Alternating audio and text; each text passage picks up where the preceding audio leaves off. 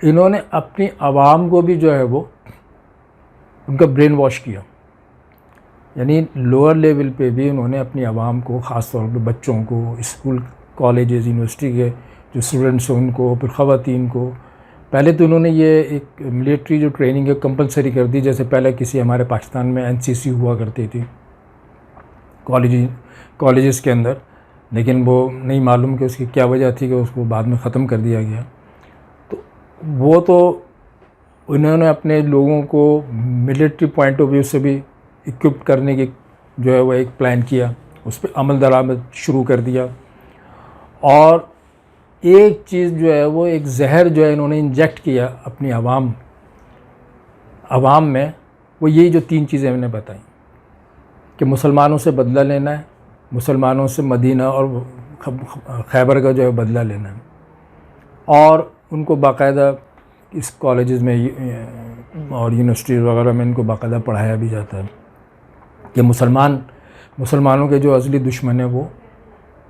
ईसाई यहूदियों के असली दुश्मन जो है वो मुसलमान हैं।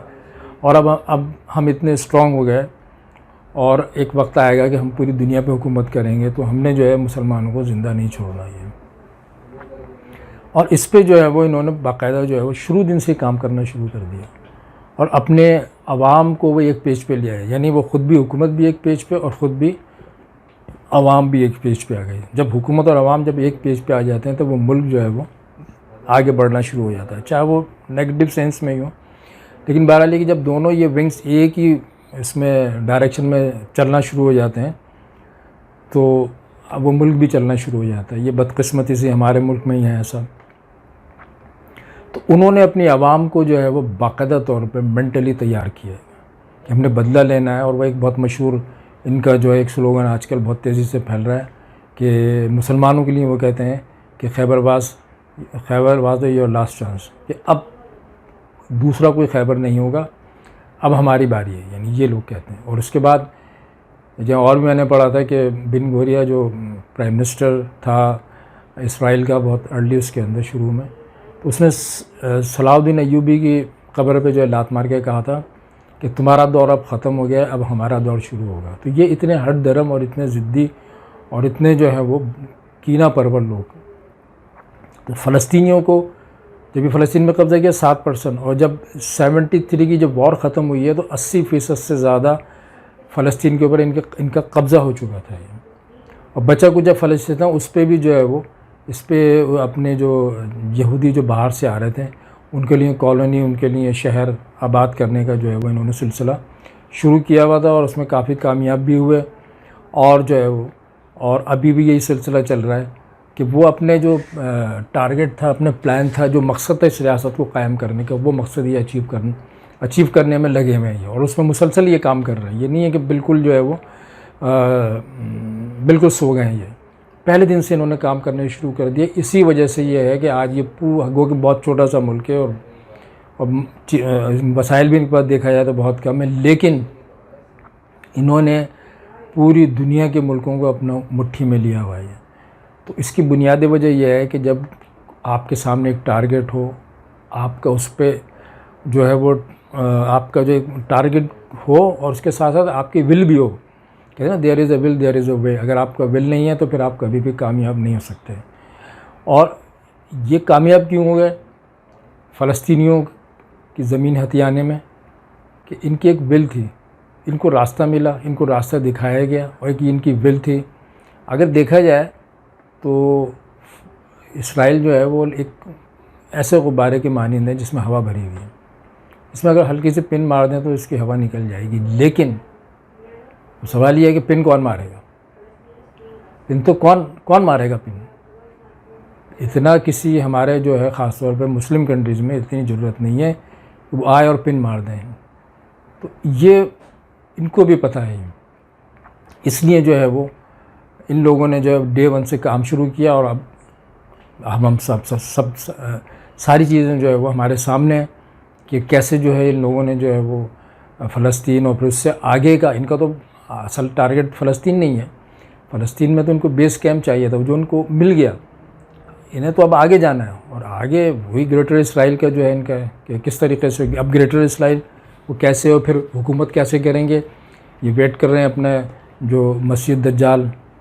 की आमद का, कि वो आएगा और उसके सरबराही में हम पूरी दुनिया पे हुकूमत करेंगे, हर चीज़ हमारे हाथ में होगी, हर चीज़ हमारे कंट्रोल में होगी।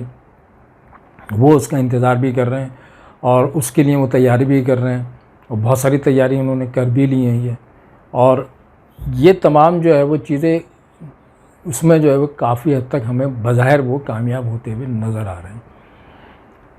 और दूसरी चीज़ ये कि यहूदियों को ये पता है कि एक वक्त ऐसा भी आएगा, इनकी किताबों में भी लिखा है, इनको पता है कि एक वक्त ऐसा आएगा कि हमें हमारी इनकी अपनी पकड़ होगी, अल्लाह ताला इनको पकड़ेगा ये, और इनकी बाकायदा पिटाई भी होगी। लेकिन उससे पहले पहले ये अपने सारे टारगेट अचीव करना चाहते हैं, और इनको ये इस चीज़ का यकीन है कि शायद जो मुसलमान हैं ख़ास तौर पर वो इन पे काबू ना पा सकें, जो बज़ाहिर हमें तो यही नज़र आ रहा है इस वक्त, तो यही पोजीशन है। आगे अल्लाह बेहतर जानता है, अल्लाह ताला को हालात बदलने में देर नहीं लगती है। तो ये जो रियासत है इसकी बुनियादी शुरू दिन से ही नफ़रत, और वो भी मुसलमानों से, मुसलमानों के नबी और जो है वो अम्बिया मुसलमानों से, कि किसी तरीके से अब ये जहर जो है सरायत कर गया आम आवाम फ़लस्तीनी और यहूदी आवाम के अंदर। अभी रिसेंटली 2 रोज़ पहले ये भी इत्तला आ रही है कि अब आम आवाम ने वहाँ की जो इसराइल की जो यहूदी लोग हैं उन्होंने फ़लस्तीनियों की प्रॉपर्टी को भी नुकसान पहुँचाना शुरू कर दिया, गाड़ियों को आग लगाना शुरू कर दिए, घरों के अंदर वो हमले कर रहे हैं बाकायदा तौर पे बोले। तो ये सारा एक प्लानिंग के तहत काम हो रहा है ये, और इसमें बज़ाहिर देखने में तो ये कामयाब भी नज़र आ रहे हैं। तो अब हमें ये देखना है कि हमने क्या करना है। अब बज़ाहिर तौर पर हम ये देख रहे हैं पॉलिटिकल, अगर हम उसमें देखें सिनेरियो में, तो हमें पूरे वर्ल्ड के अंदर जो मुस्लिम उम्मा है और उनके जो सरबराह हैं उन कंट्रीज़ के, उनकी तरफ से सिर्फ अभी तक बयानात आ रहे हैं, लेकिन आगे कोई स्टेप जो है वो हमें नज़र नहीं आ रहा है। लगता ये है कि जंग कोई भी नहीं चाहता, जंग अमेरिका भी नहीं चाहता, यूके भी नहीं चाहता, और खत्ते के और दूसरे कंट्रीज़ है वो नहीं चाहते। लेकिन नाज़रीन मुझे लगता है कि अल्लाह ताला चाहता है, क्योंकि अल्लाह ताला ने तीसरी मरतबा इनको इस ज़मीन में एक जगह इकट्ठा करके अब इनकी जो है इन पे अपना अज़ाब जो है वो मुसल्लत करना है, एक दुनियावी अज़ाब और एक आखिरत का अज़ाब। तो दुनिया में जो है इनको जब तक ये इकट्ठे नहीं होते तो फिर जो है वो अब बज़ाहिर चीज़ें हमें यही नज़र आ रही हैं कि ये जुल्म कर रहे हैं, ये मरना एक दिन, हमें सब ने एक दिन मरना है, चाहे मुस्लिम हो चाहे गैर मुस्लिम हो, और अल्लाह के हुज़ूर पेश आना है, और फिर हिसाब किताब होगा, सारी चीज़ें दूध का दूध पानी का पानी हो जाएगा। तो ये रियासतें जो इसराइल है इनका बुनियादी मकसद मैंने आपको बताया, और इस पर इन्होंने काम भी शुरू कर दिया था फ्रॉम डे वन, और आज 75 साल के बाद हम ये देखते हैं कि ये काफ़ी हद तक जो है वो इसमें बज़ाहिर हमें कामयाब होते हुए नज़र आ रहे हैं। और अगर हम थोड़ा सा पाकिस्तान के हवाले से बात करें कि पाकिस्तान का भी मकसद यही था कि पाकिस्तान का मकसद क्या, ला इलाहा इल्लल्लाह, ला इलाहा इल्लल्लाह, एक अल्लाह से का निज़ाम, हमने एक कुरान, एक अल्लाह, एक नबी, ये हमारा ये निज़ाम हमने कायम करना है, और पूरी दुनिया में इसको मिसाली रियासत बनानी है, रियासत मदीना के मिसल बनाना है। रियासत मदीना की तरह हम नहीं बना सकते, क्योंकि वो पैगंबर नहीं, सहाबा इकराम नहीं, उस जैसा जज्बा नहीं, वो जैसा माहौल नहीं, वो जैसा वक्त नहीं। तो ये तो नामुमकिन है कि रियासत मदीना दूसरी जो है वो बन जाए। लेकिन हमारा जो जब 47 में यही एक था क़याम पाकिस्तान का मकसद, कि उसकी मिसल जो है वो कि भाई ये एक हम एग्ज़ाम्पल पेश कर सकें कि हमने एक रियासत हासिल की, उसमें अल्लाह उसके रसूल के क़वानीन को हमने नाफिज़ करना है,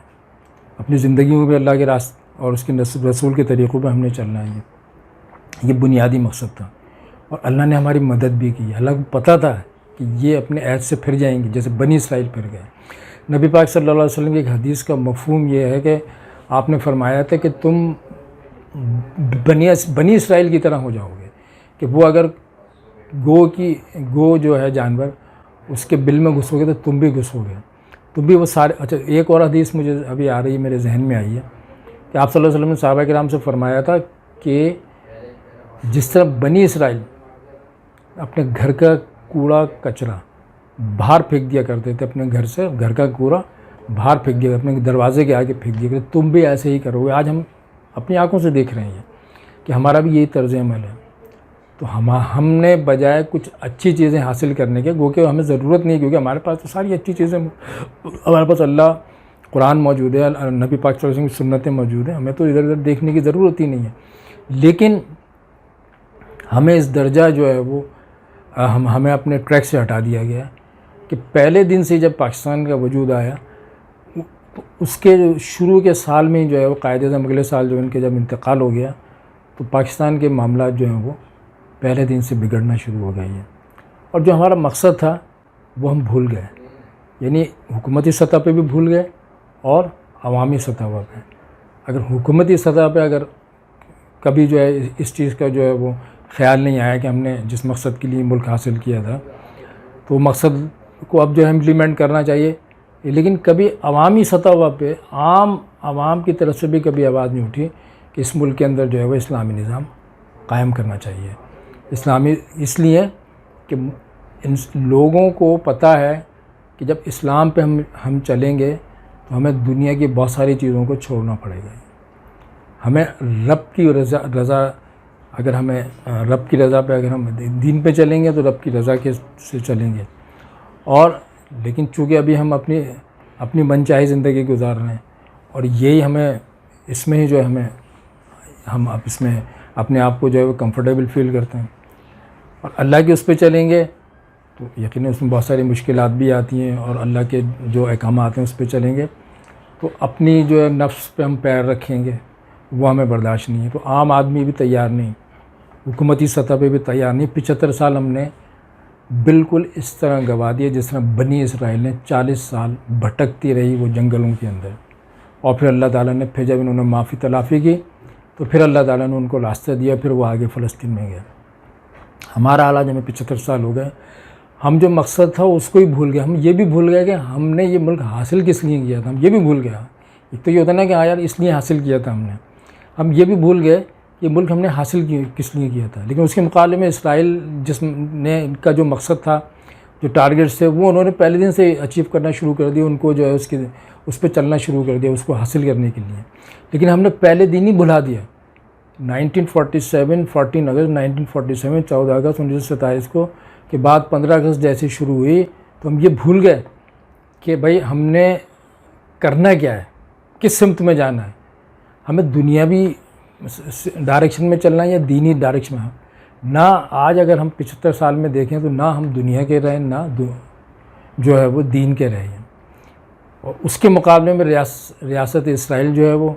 हमें नज़र आती है, वो कहीं बहुत ज़्यादा आगे है ये। और जो है ये हम ये देखते हैं कि हमने 75 साल में बनाया कम और उससे कहीं ज़्यादा बिगाड़ दिया ये। तो अब यही चीज़ हमें सोचनी है और मिल के सबको ही सोचनी है, हुक्मरानों को भी और आवाम को भी है, क्योंकि जब तक ये दोनों एक पेज पे नहीं होंगे ये मुल्क कभी भी आगे, कितनी इलेक्शन करवा लें आप, लेकिन दोनों एक पेज पे नहीं होंगे ये मुल्क कभी भी तरक्की नहीं कर सकता। और हमारा बहाल ये है कि हुक्मरान एक मशरिक़ में, उनका मुँह मशरिक़ में तो हमारा जो है मगरिब में है। तो ऐसे मुल्क नहीं चलते, ऐसी रियासतें नहीं चलती। और 75 साल में हमने सारा रिज़ल्ट भी देख लिया, उसके मुकाबले में अब इसराइल भी हमारे सामने ही है। बेशक वो एक जुल्म की हुकूमत ज़ालिम है और बहुत कुछ कर रहे हैं, लेकिन वो अगर वो उनके जो मकासद थे वो अचीव कर रहे हैं, हमारे जो मकासद थे वो हम भूल गए हैं। तो अल्लाह ताला हमें जो है वो हमें फ़हम, दीन का भी फ़हम अता फ़रमाए, और जो है वो जो चीज़ हम भूलते जा रहे हैं बल्कि हम भूल ही गए, अल्लाह ताला हमें उसकी भी जो है शऊर अता फ़रमाए। और जो है आगे जो हालात आ रहे हैं उसके लिए भी हमें अपने आप को प्रिपेयर करना, तैयार करना है, वरना हम जो है वो अपना जो है वो दास्तान भी ना होगी दास्तानों में ही है।